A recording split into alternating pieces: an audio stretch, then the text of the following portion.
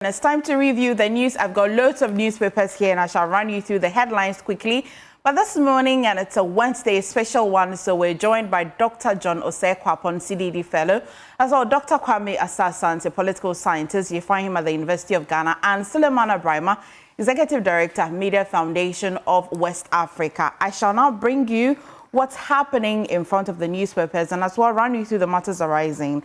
So the news center this morning is reporting and asking the question, who is blocking Rectron deal? And this is in relation to Airtel Tigo and the fact that the communications minister some time ago hinted that there were going to be some sort of a merger.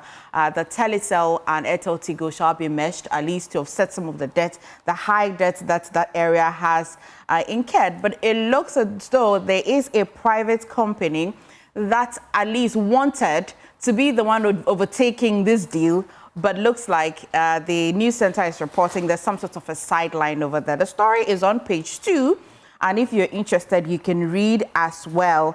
And it continues to say, sidelining 1.15 billion rescue package for 50 million Telecel Electrum Vodacom offer. And as well, the news center is as well reporting 25 million bail, 5 sureties kept Wontumi in custody. That's a news center. PNFT this morning as well is reporting BOG steps up banking oversight. Story is on page 3. And the Ghanaian Times this morning as well is reporting Tamale to the world.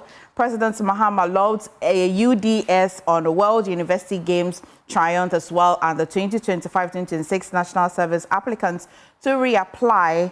This is from the National Service Authority as well. The Daily Guide this morning is reporting Wontumi arrested again, and 25 million Ghana cedis bail for mining offenses. Story is on page 3 as well. And Accra submerged on the flood waters again. Story is on page 6. And one killed in bloody chieftaincy clash. Story is on page 6 as well of the Daily Guide this morning. And the Insight, Pan-Africanists unite for reparative justice and liberation.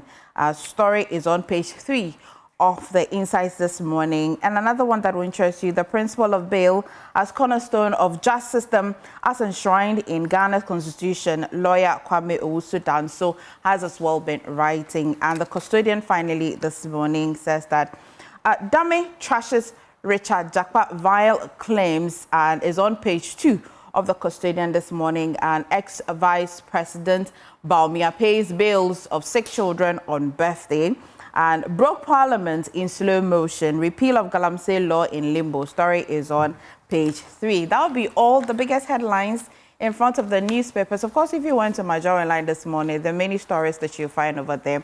But let's get into the news review, and maybe I shall run you through the matters arising. Again, Chairman Wontumi still in police grip as lawyers raced against time to secure his release yesterday after being charged with 6 criminal charges for alleged breaches of the mining laws. We'll get into that.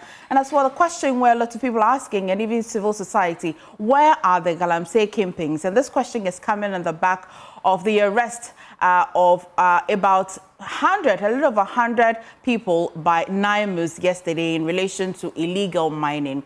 We shall as well, at some point in the conversation, deal with the lead counsel for removed Chief Justice Gertrude Isaba-Tokono, who's been lashing out at the former Auditor General Yao Domelevo, describing his act as shameful after Domelevo accused him in an interview that he produced fake documents to the committee sitting on the case of the former Chief Justice. So let's get into it. Good morning, Dr. Kwapon. Thank you for joining us this morning. And if I have Dr. Kwame Asah-Asante as well, good morning. Which one shall I go to? Let me go to Dr. Kwapon this morning. Good morning to you as well. Thank you so much. It's midweek. What do you have on your mind? Let's go. Well, good morning to you. Good morning, Dr. Asah-Asante. Good to see you again. It's been a while. Good morning, sir. I think the biggest thing that continues to catch everybody's attention is the issue of Galamsey.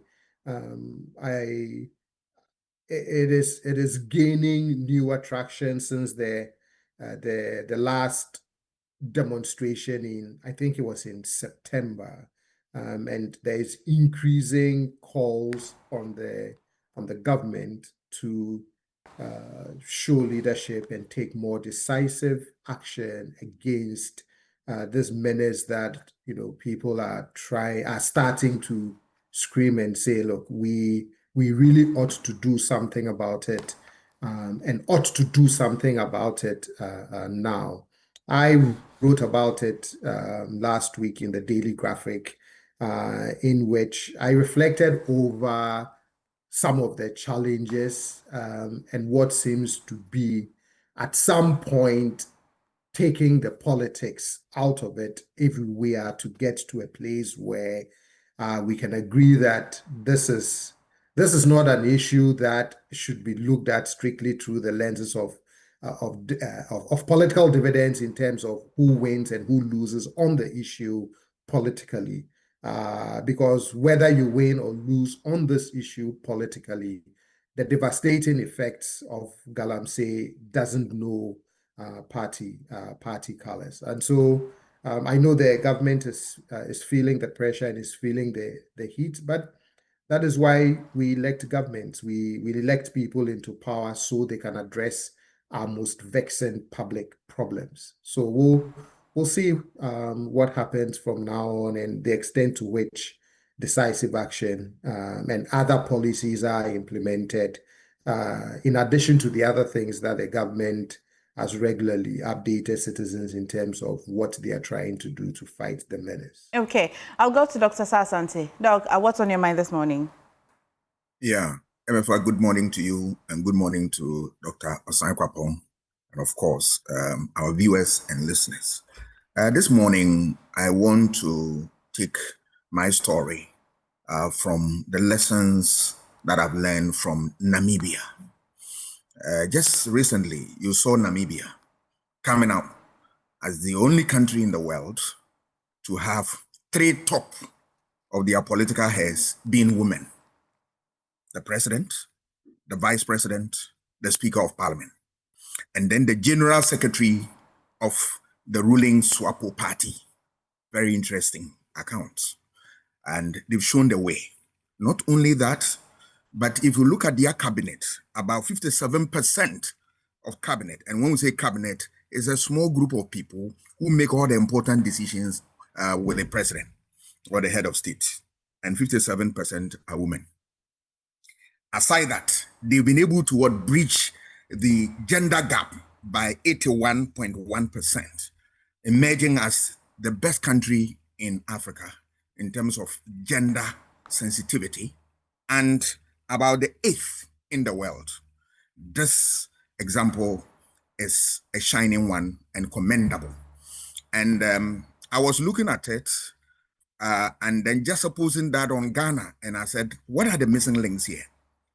And today I'll focus on MPP because MPP is about to elect their leaders and all that.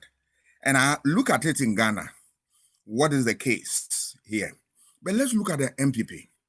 There are missing links here. MPP is a mass party. There's no doubt about that. There are people in all walks of lives who are in the party. Ethnic groups, religious groups, civil groups, and the rest. And they have a lot of people from different backgrounds. But look at their last primaries. That is the last primaries that they held in 2024. 10 contestants. No woman was in there. No woman. I know the party is very sensitive to gender issue. That one, I can credit them. But I want to see more. No woman took part in the contest. This year, you have 5 contesting. No woman. It's worrying. It's a worrying sign.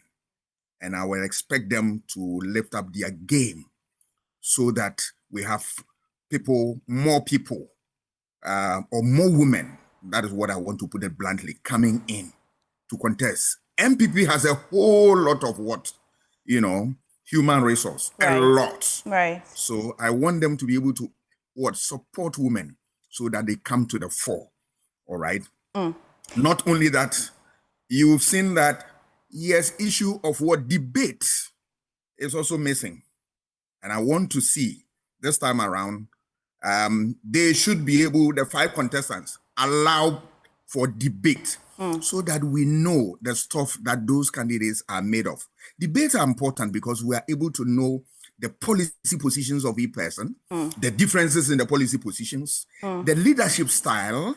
We are able to know who has what it takes to lead the country, right, or lead a party. right. And above all, we are able to know those who have what it takes to be in office, having assessed all our problems, and they have the solutions to our problems. So I will urge them to come out with what? A debate, so that we will see all those five, what they have under their sleeves. And that will help voters to be able to gauge them and see which of them will wealth his salt to lead the party. I mean, thank you for giving me hope, because when I look at Namibia, definitely I am motivated and as well inspired. And I'll go to Solomon Abrahama. Good morning for joining us this morning. And what's in the news has your attention? Well, good morning, and thank you for having me. Good morning, Dr. Kwapon, and good morning, Dr. Ansah Santi. It's a pleasure to be here after a few weeks of being away. I think that the issue of Galamsey remains a very, very critical one, because it certainly has significant implications for our future and even now, and we cannot talk enough about it. I think it's been the topic over the past couple of weeks, and legitimately so. I do recognize that it is not an easy and a straightforward matter to deal with. It's very complex, it's very complicated.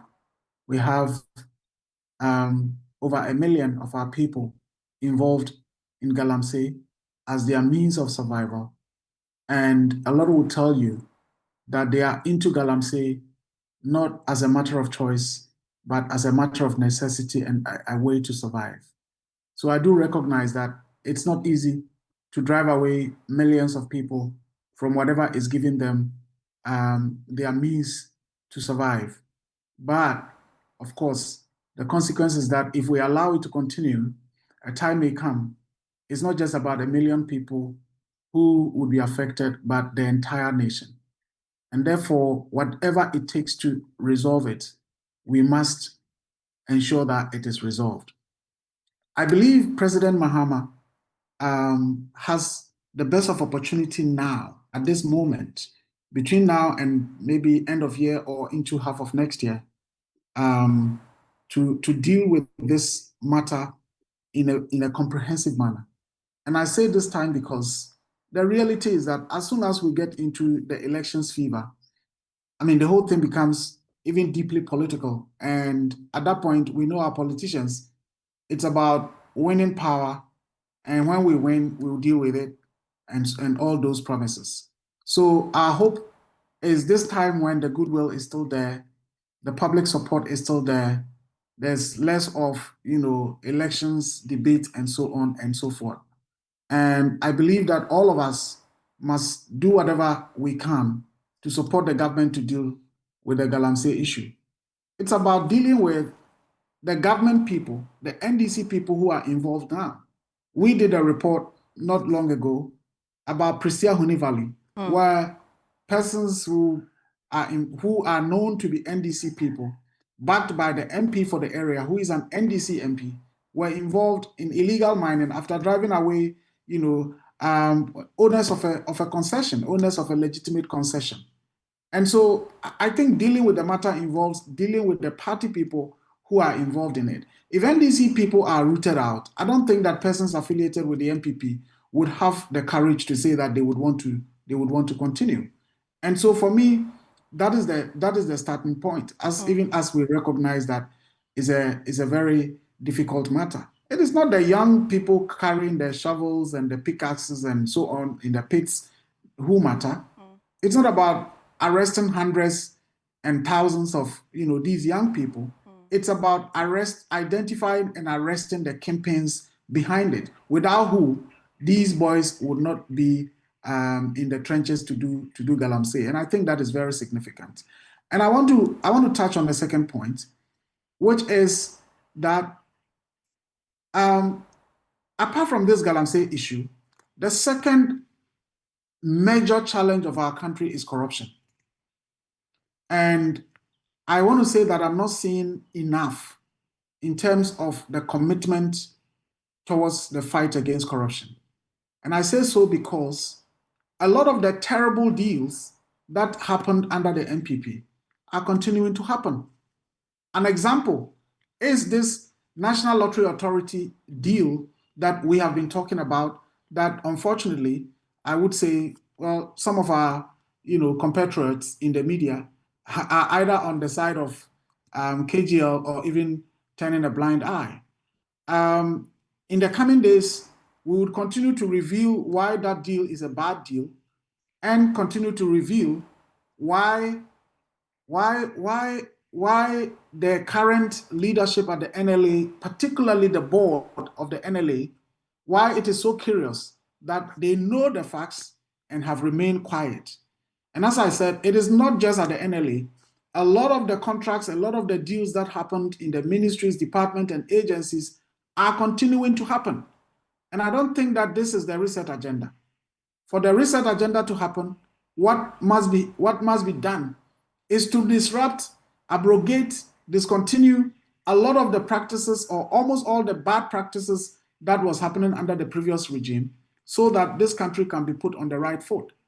And as I said, in the coming weeks, we would continue to reveal a lot of these things that happened, and then question why the leadership of these institutions, the agencies, the ministries, and departments are looking at these deals to continue to happen.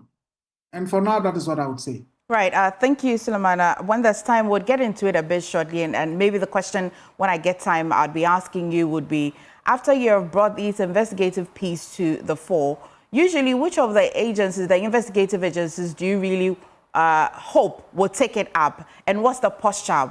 You've been assessing that the fight against corruption is not very strong for you, but what would you prefer they would start from? But let's get back to the illegal mining and Wontumi's arrest. And I'll come to you, Dr. Osei-Kwapong.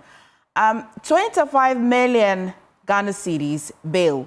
For all of the charges together, for the first set of charges, 15 million Ghana cedis, and then when he was rearrested, 10 million as well, together 25 million. But my question really is, these are quite related, though different charges. What is this criminal procedure of rearresting when we have charged the same person in quite related charges? If you understand my question, what does it mean when we want to take away the politics of these fight against illegal mining? What would you like to see about it? So you're right. I'm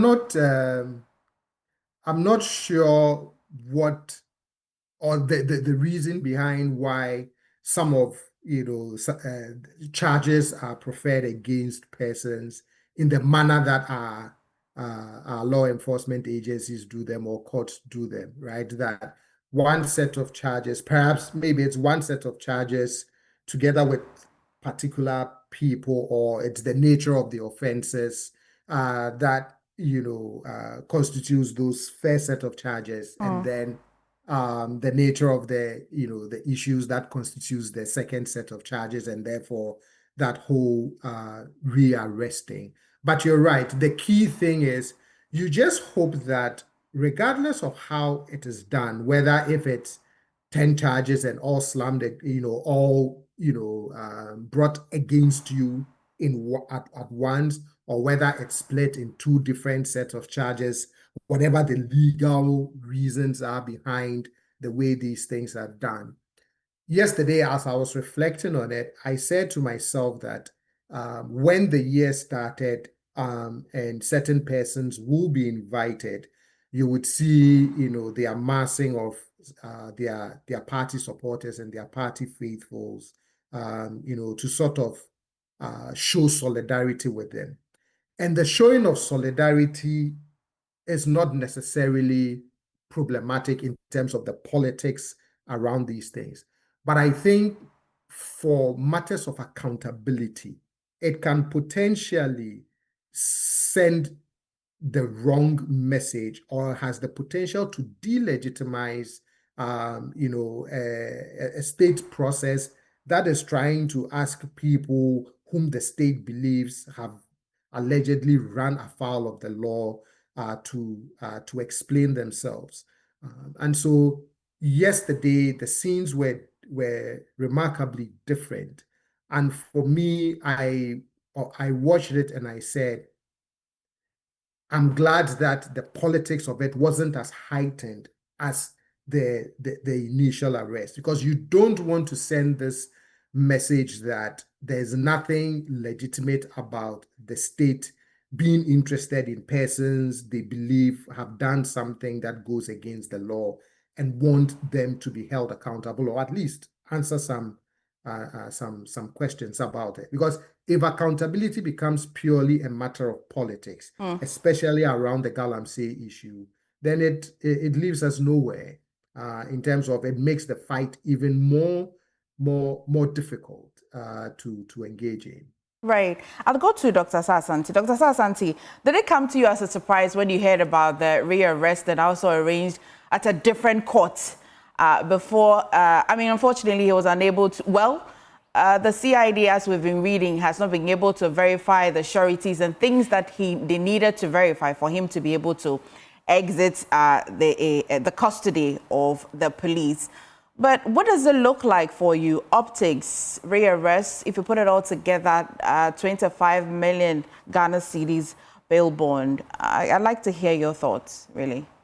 I am happy that, as Dr. Osai-Kwapong has said it, we have not seen the politics of it.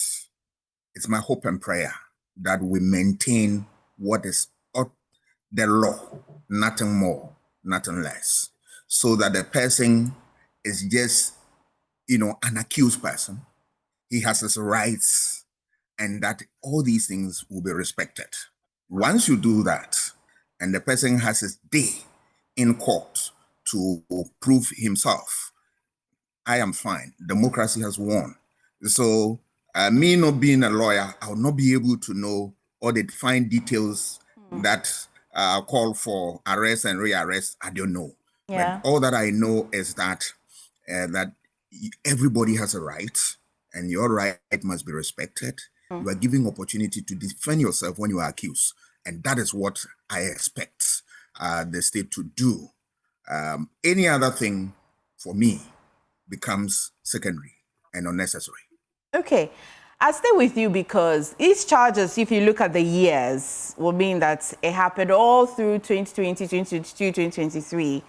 And yet the previous government didn't find these charges. Well, if they did, we were told that the docket went missing strangely. At least, if I've not heard anything, I read Akufo-Addo's write-up on the fact that the docket went missing, and that is justice stolen. But fast forward, we're in 2025, and we've seen nearly about 6 charges. Does it come to you as a surprise, despite we're not seeing the political theater currently between yesterday and this morning?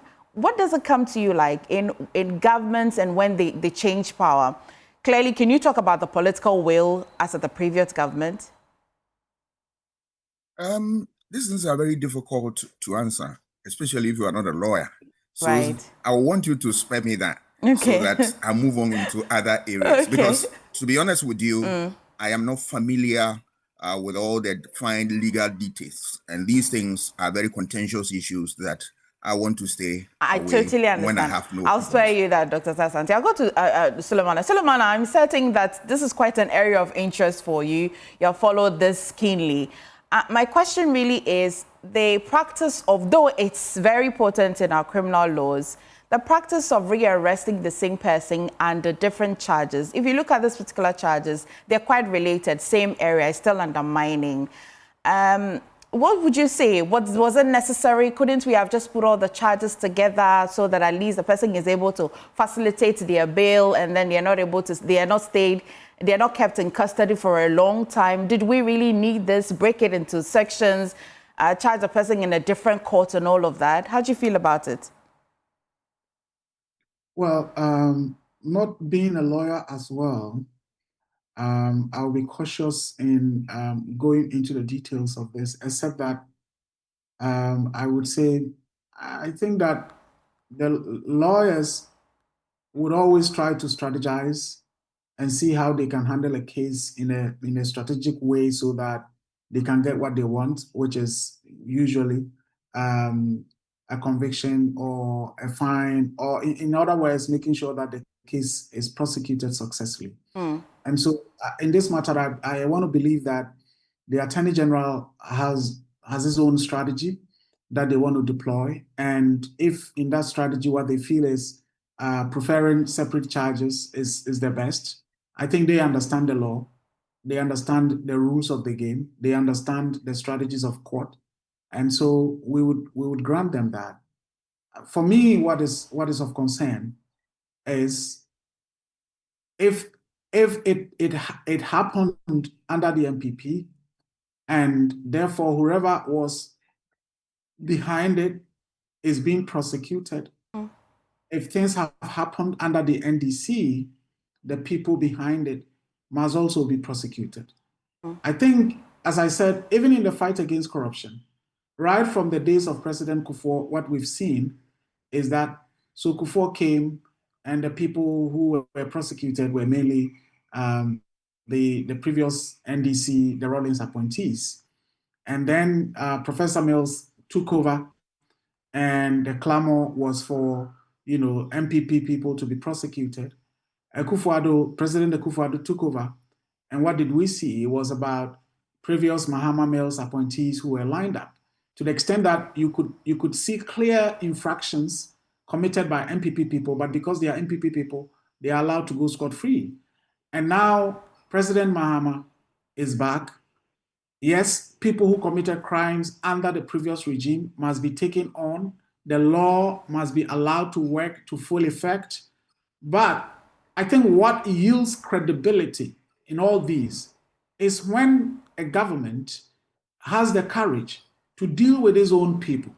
I think it is at that point that a lot more people will be convinced that the government of the day is indeed committed to ensuring that justice is done, and justice is blind. It knows no NDC nor MPP. I think that is what we want to see. That is not to say that what is going on is not right. I mean, if Wontumi committed crimes, he should be dealt with. But I'm saying that in the same vein, if we have NDC people committing similar or same crimes, we want to see them also being prosecuted. Right. Let's get even a bit further, especially because of the arrest of Naimus. Beyond the CSOs asking that, let's look for the kingpins, the financiers, which you have actually also mentioned this morning. The president, when he met the CSOs as well, was quite concerned and said that their focus will be on the financiers. Let's just remind ourselves what the president said, and then we can ask questions about the arrest of these people, which people like Sulemana says that, well, they're there because they need jobs. And how are we even going to be able to find the kingpins and then the financiers? But take a watch. Somebody raised that, what are we doing to the kingpins? Because most of those 1,400 who have been arrested are young youth who are looking for something to be able to look after themselves. And we'll prosecute them, we'll imprison them. But those who run those operations are the ones that we must be arresting and imprisoning, not these little boys, And so we need to change our strategy. We can arrest the boys and all that. Be given, there's no slap on the wrist. What's the least sentence? 15 years. 5 to 15. Yeah, so we'll catch these boys and we'll feed them for 5 years, look after them for 5 years, and discharge them. But like I'm saying, maybe we can look rather for the kingpins and deal with them in a major way so that we are able to get something on this whole thing. Well, again, just recently when the Public Accounts Committee sat, we realized that I would be hearing that other prisons, at least, they've approved that they're not going to be feeding them with 1 CD 80 pesos. It's been increased to 5 CDs, though the money hasn't been released yet. The question a lot of people are asking is that if Naimus is able to arrest hundreds of illegal miners nearly every day, our prisons are going to be congested. The president says that we should find the kingpins, but how? Well, I think that they are known. Look, I mean, these people, when they are arrested and they are asked, I mean, under whose instructions or under whose supervision or whatever it is you are working, they would certainly identify who their bosses are. I don't think that these young people coming from various corners of the country have the capacity to buy excavators. I don't think they have the capacity to buy all the other equipment that are used in the Galamsey sites. And so they know. And as I said, not long ago, we did a publication indicating that these NDC people are involved in illegal mining in Honi Valley, in Prestia, in the Prestia area. And we gave evidence that the MP for the area had written to, Electricity Company of Ghana to say that reconnect the site for these people to work. We did indicate that national security went in to drive these people away and all of that.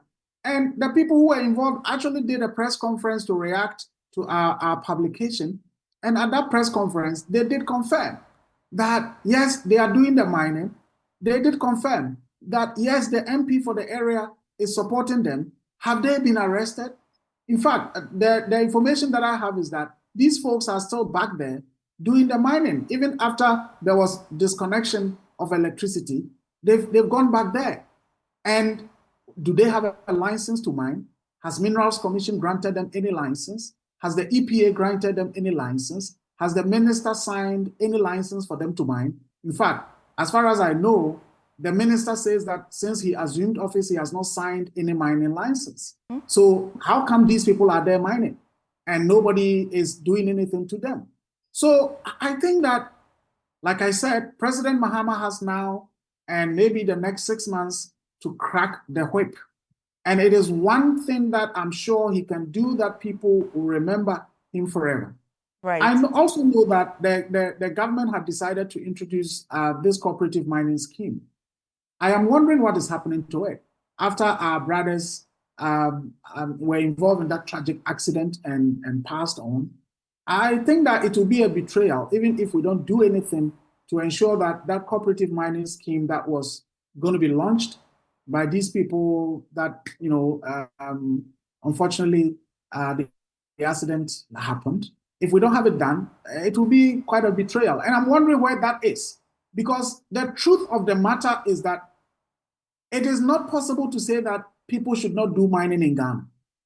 I think what we are all saying is that people should be involved in sustainable mining, regulated mining, and legal mining. Right. And therefore, the cooperative scheme that was being proposed, and the way I understood it, would be a mechanism that would allow that all these young people who feel they don't have jobs and they would be in the illegal mining business can still be in mining, but mining that is regulated, mining that is sustainable, and mining that is legal.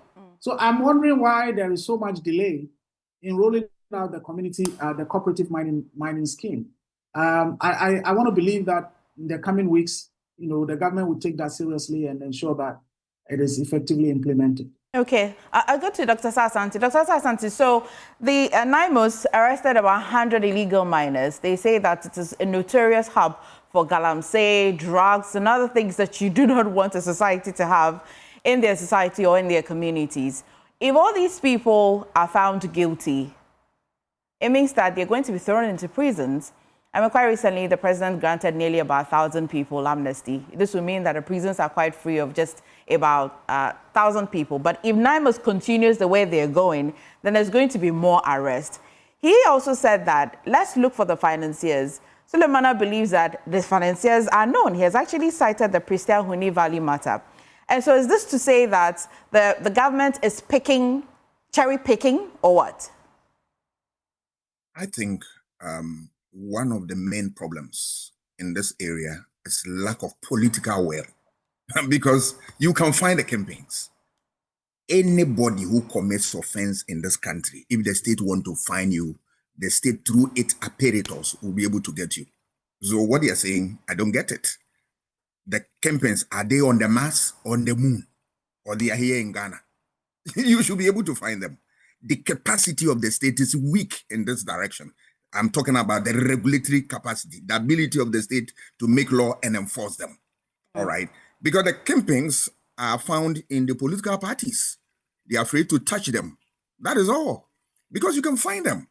And if you don't have a clue, talk to the boys that you have arrested.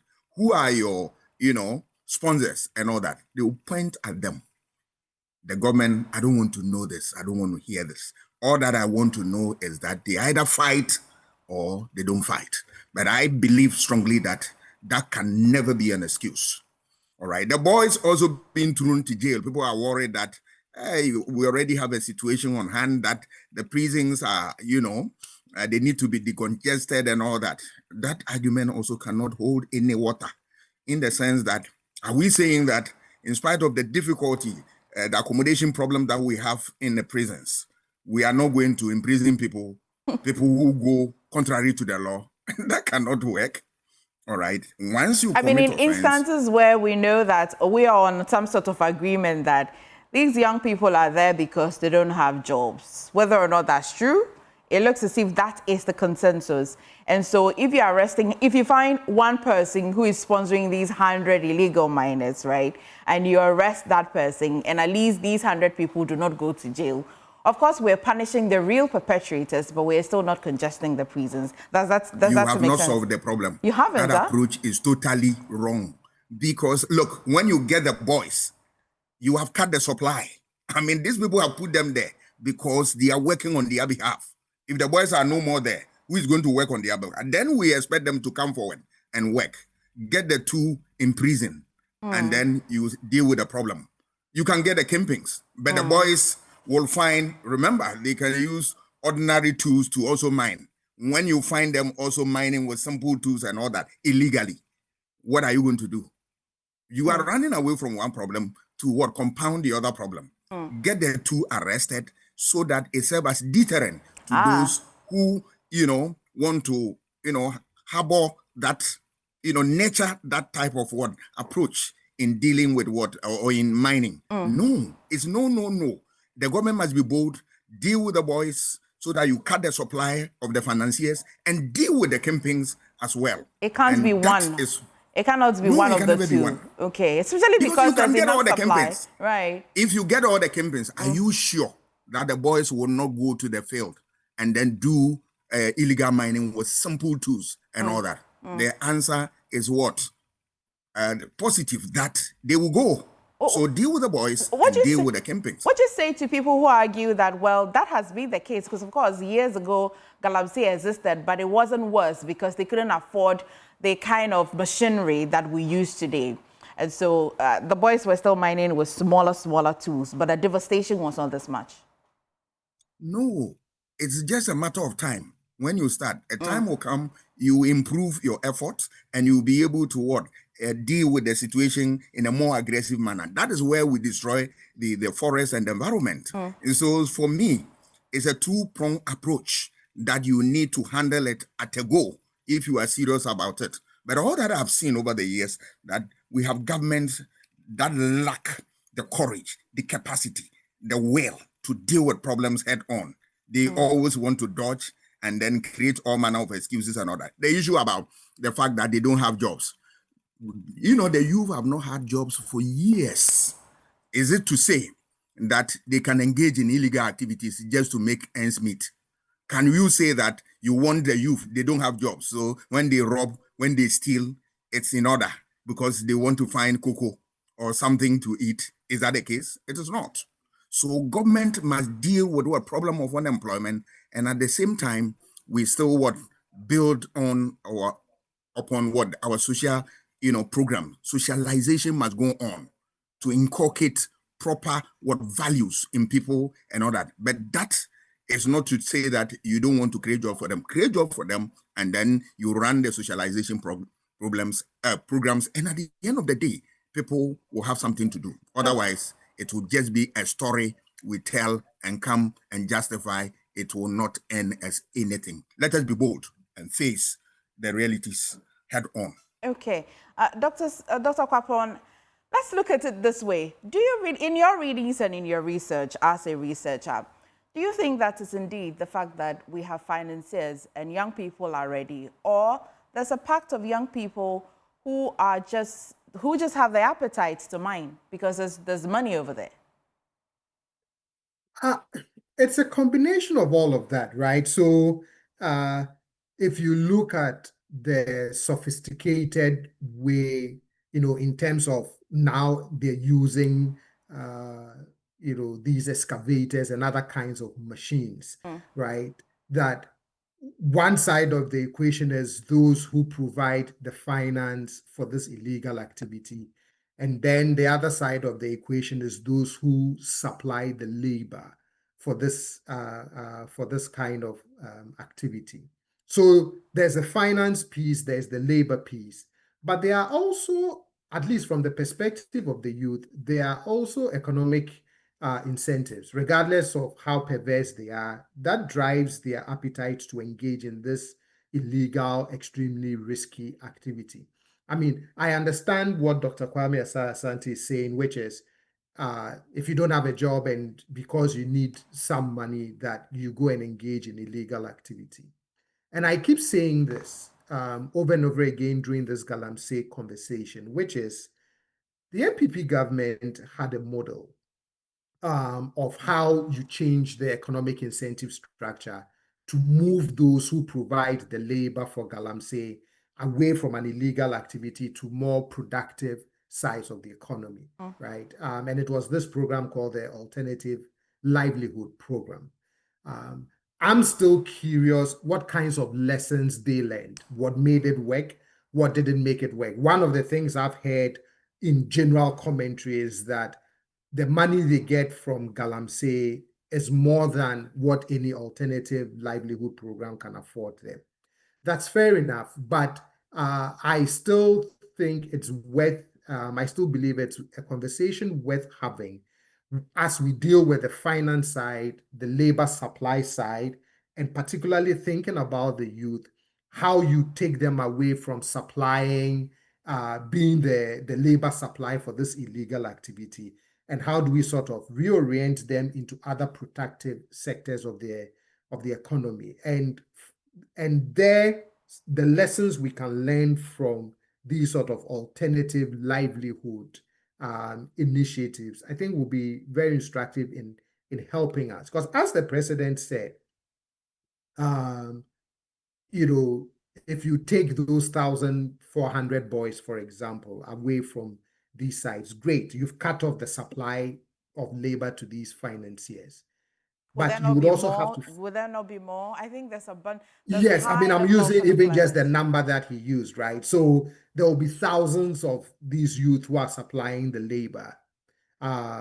So one, you've addressed the labor part of this menace. But I think it is also a conversation worth having to say what now becomes of them, even as you punish them for having supplied labor for an illegal activity. Medium to long term, how are we addressing, the economic pinch points of these youth that unfortunately drive them into engaging in an illegal activity like Galamsey?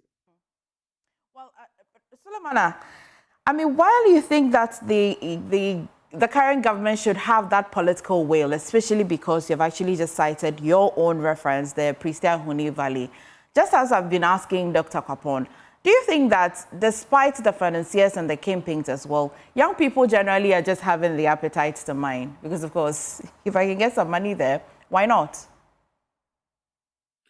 Well, I think young people, just as everyone, just like you and I, want to survive, want to make a living, and wants to make money and live well. And so they essentially are looking for opportunities. And if the most immediate opportunity that appears to also be quite lucrative is this Galamsey business, then why not? The truth of the matter is that, I mean, I'm from the northern part of the country. And if you go to the villages in my part of the country, a lot of these young boys have all, moved down into this Galamsey business. And people will tell you, well, it is my son who is in Galamsey who has done this, or my brother in Galamsey is the one paying the school fees of this person, or it is the boy who went to Galamsey who has been able to put up this 2-bedroom house or this 3-bedroom house. So people are making money from Galamsey in a way that perhaps they wouldn't even make, even if they were a teacher or a nurse or a journalist like you and I. So yes, it's a lucrative business. It has its own risks. And people really think that, look, what we want is let's get the money. We don't care about the consequences. And sometimes the other thing is that it's almost like, well, if I say I wouldn't do it, others are doing it anyway. You know, it's really about the fight against corruption that we're talking about. So it gets to a point that you are being told that, oh, well, if you say you want to fight corruption, keep on and keep on, because look, others are making their money and you say you want to fight corruption. So the young man who says, look, Galamsey is not good, it does this, is that, sees the colleague who has gone into it and is driving the latest car or has built a 2-bedroom house and so on and so forth. Right. And that is what I'm saying. As a country, we are endowed. You know, God has given us this endowment, which should make us prosper. And that prosperity should be for all and not for a few. And therefore, what the government needs to do is to regulate the space. And I think that the MPP's community mining, which is almost the same as what the NDC is introducing as cooperative mining, if it was done well, it's perhaps the most appropriate solution to this whole menace that we face. But it was introduced, and again, it went to the political people. It went to MPP polling station executives, MPP polling station officers, MPP constituency this, and so on and so forth. If the NDC introduces the cooperative mining, and it turns out to be another scheme for party boys and party girls, then we would literally be in the same situation, because they would be doing illegal mining under the guise of cooperative mining, and little will be done. So for me, I think His Excellency the President has a golden opportunity in all fronts to make a legacy. This is a significant national crisis. If he is able to deal with it, and dealing with it does not mean impoverishing the people, dealing with it in a way that allows people to mine and be employed in the mining sector in a legal way and do mining in a sustainable way, I think we will all applaud him, we will all remember him, because it's not an easy thing to deal with. But I think that he was not elected to deal with easy things. And I know he knows that. So hopefully we would see robust mechanisms to deal with the situation that we face now. Hopefully, because one of the ways CSOs believe we can fight illegal mining is the repeal of the airline. Now we're faced with a challenge. This morning, the custodian, Dr. Sasanti, and I'll just read to you quickly. The custodian is reporting broke Parliament in slow motion and repeal of Galamsey law in limbo. Now, it is emerging from the corridors of Parliament that the legislature is extremely broke, that it cannot convene lawmakers to perform their oversight functions. Ghana's Parliament serves as the legislative body of the country, responsible for making laws, representing the public and overseeing the executive arm of government. However, performance of these functions, the custodian gathered, is becoming increasingly difficult, as the House finds it difficult to even pay sitting allowance to members of Parliament during committee meetings, as well as obligatory allowances to members of staff. Now, this financial setback has invariably affected the resumption of Parliament from recess, as the House, according to insider sources, has already not receiving enough cash from government to service its debt. And while this on a larger scale is a problem, the CSOs are going to have their eyes wide open, because nearly everybody is waiting for the repeal of the airline that allows you to mine in forest reserves. Dr. Sasanti, beyond this repeal, but this brings the attention to Parliament, of course, because we saw that communique by the Speaker of Parliament saying that the scheduled date for Parliament to reconvene is not going to be possible anymore. What would you have to say about this? I'm not sure we are in financial crisis the way the paper want to put it. I mean, I'm not sure, because this government, by their records, have shown that we are making progress. I mean, so I'm just a little surprised that because of finance, Parliament and its committees cannot function and the rest of them. That is something too difficult for me to take. But look, let us look at the issue this way. I have listened to the argument from MPP, NDC, and well-meaning people, and I've listened with rapt attention. What comes to mind for me is the fact that we don't have stakeholder engagements. Because they will tell you, if you get a airlife knocked off, we are going to deal with the problem. If you get the boys out, we are going to do this. Why don't you put stakeholders together and then solicit from them the way forward? You will come to a realization that this is how it ought to be tackled. That is the final thing that I expect this government to do. Not only the press conference that, they pose questions, but get them seated and then tap into their brains, what they have. And they will come out with all manner of beautiful ideas, I tell you, that would deal with this. This guideline, when it eludes politicians, I get surprised because we are signatory to the good governance agenda, who says that problems, if you want to tackle them head on, it must be stakeholder. Get the stakeholders together. I tell you, they will provide solution. But all that I see is that political parties don't have the will to do this. But when you get the stakeholders seated, they will force that will to come. Yes. And that's one of the things that we are forgetting when you look at this illegal mining businesses, that from where I sit as a political scientist, I see the activity of the youth, particularly in this area, as a protest against the state. That look, you people are out there, you receive your salaries, perks, and all that. We don't have anything. And I'm not saying this thing to glorify what they are doing or support them, no. But I'm explaining that we don't have it. This is what God has given us. It's on the ground there. I am going for it. And you see them, social media, sometimes they dare the state. Now you bring the soldiers, they'll come and meet us. Can you imagine this? It is sending a message to us, but our politicians have not seen that. That, hey, we need to get up and then work on it. Remember, the former National Security Minister said that the youth who are without jobs and are parading the street and all that, it is something we need to, work at it.